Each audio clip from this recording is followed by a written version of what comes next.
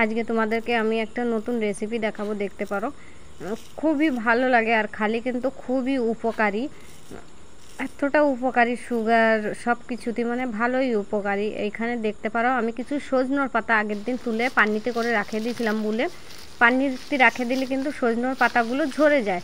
এই জন্য তোমরা যদি সজনোর পাতা আনার পরে যদি সেদিনকে না রান্না করো, তার পরের দিন রান্না করো, তাহলে কিন্তু কিছুতেই রাখবে না, যাতে একটু শুকায় শুকায় ওঠে তেমন করে রাখবে। আর সজনোর পাতাটা সবসময়ের জন্য ধ্যান রাখবে কি তুরান্ত যেন ধোবে না, ধোয়ার পরে তুরান্ত রান্না করতে যাবে না বা ভাজি করতে যাবে না, তাহলে কিন্তু সজনোর পাতাটা জল থাকবে আর সময়ও বেশি লাগবে, আর মানে জলদি হতেও চাবে না, কুরকুরা হতে চাবে না। এখানে দেখতে পারো আমার এতটা পরেশানি হয়ে গেছে পাতা কটা ঝরার পরে। আমি কায়দা করে একটা একটা করে আমি পাতা দেখার চেষ্টা করছিলাম, তো দেখলাম মেলার সময় লাগবে। তারপরে আমি কায়দা করে পাতাগুলো মেলে মানে দেখলাম, কায়দা করে দেখলাম। দেখার পরে যখন দেখলাম কি পাতায় কিছু নাই, যখন আমার মনে সন্তুষ্টি হয়ে গেছে কি এতে কিছু নাই, কেননা মাকড়সার জাল থাকে এতে, তারপরে যাই আমি পাতাগুলো উঠায় নিলাম, উপর দিয়ে পাতাগুলো কায়দা করে উঠায় নিলাম। দেখতে পারো ওতে কিন্তু ছোট ছোট ডান্টাল আছে, ওইটা কিন্তু ফ্রাই হয়ে গেলে কুরকুরা হয়ে যাওয়ার পরে কিন্তু ওইটা কিন্তু দাঁতে লাগে, এই জন্য মানে ওইগুলো ফেলে দিতে হয়, ওইগুলো ফেলে দিলে কিন্তু ভালোই হয়। আর আমি ওইগুলো মানে আলাদা করার জন্য একটু উপরে পাতাগুলো করছিলাম কি উপরে করে নিই, নিচে যাতে ডান্টালগুলো পড়ে যায়। তারপরে দেখতে পারো আমি এইখানে সব উঠোয়ে নেওয়ার পরে দেখতে পারো একটা ঝারনায় নিয়ে নিছি। তারপরেও আমি ধোয়ার সঙ্গে সঙ্গে আমি মানে তুরন্ত রান্না করতে গেছিলাম, কেননা আমাদের টাইম ছিল না। এই জন্য আমি একটু তেল বেশি দিয়েছিলাম, তেলও কম তেলে ভাজি করলেও ভালো লাগে আর একটু তেল দিলেও ভালো লাগে, কিন্তু তেল মেলা লাগে না। তা আমার মানে ওই জন্য যখন তুরান্তেই আমি ধুয়ে তুরান্ত রান্না করতে গেছি, এই জন্য আমার তেলটা একটু বেশি লাগছে। আর আমি তেলটা একটু বেশি দিয়েছি, দেখতে পারো ছোটো ছোটো ডান্টালগুলো আলাদা হয়ে গেছে আর বড় ডান্টালটাও আমি আলাদা করে দিয়েছি। এটাকে আমি কায়দা করে এখন ধুয়ে নেব।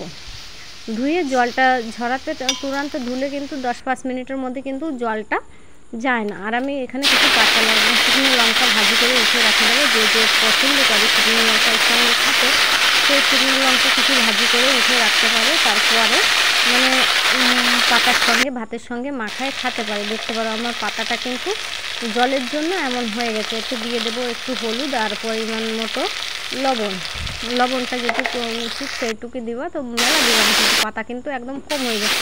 তারপর দেখতে পাবো দলা হয়ে গেছে জলের জন্য। আমি একটা করে এমন করে ছাড়ায় দেবো, আর আঁচটাকে কিন্তু একদম মিডিয়াম রাখবো, যাতে লাগে না যে আমি একটু জল দিয়েছিলাম, সেই জন্য একটু জোরসে করে দিয়েছিলাম, তাই দেখতে পারো হালকা ফুলকা লাগিয়ে দিয়েছিলো, কিন্তু ওইটা করে দিলে খুন্তি দিয়ে নাড়াই দিলে কিন্তু ওইটা ছাড়াই দেবে আর ওইটা একটু দিয়ে ফেলে দিতে পারে।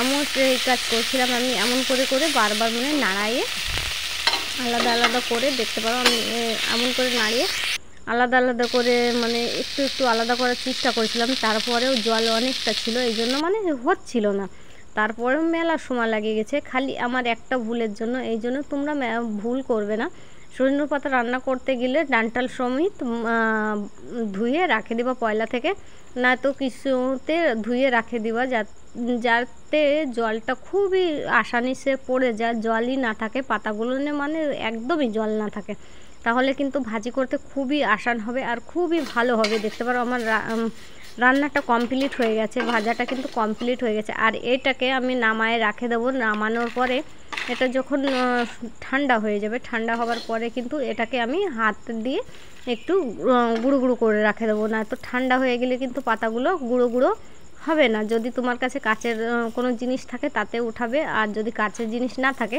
তাহলে প্লাস্টিকে উঠাবে। দেখতে পারো কত সুন্দর হয়েছে, খেতেও কিন্তু খুবই টেস্টি।